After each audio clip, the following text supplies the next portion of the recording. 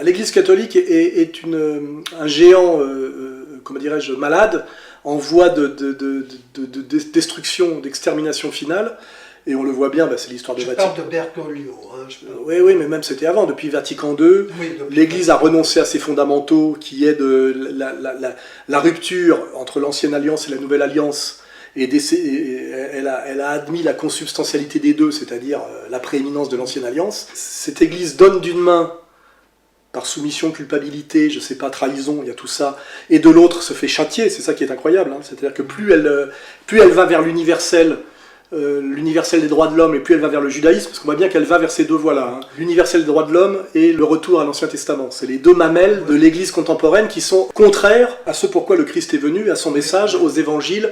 Et en remerciement de ça, c'est les gens qui ont le pouvoir, et notamment le pouvoir de dire le commentaire officiel, les médias et l'idéologie qu'il y a derrière, c'est-à-dire la puissance judéo-maçonnique qui a le pouvoir économique et idéologique sur les médias dominants, et en échange de ça, c'est réduire l'Église catholique à la pédophilie.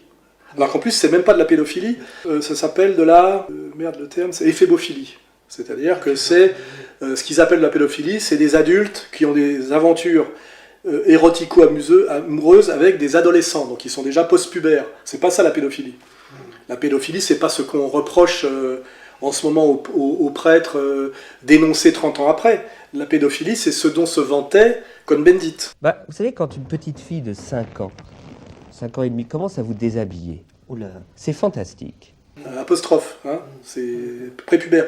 Donc, et ce qui est intéressant, c'est qu'au moment où on attaque les prêtres, soi-disant pour pédophilie, alors que c'est de l'éphébophilie, cette éphébophilie est considérée comme du progressisme légitime, voire souhaitable, par toute l'idéologie LGBT.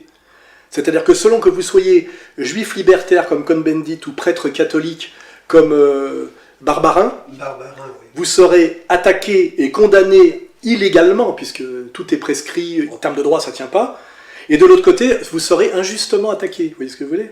Donc on voit bien que le problème, c'est le prêtre.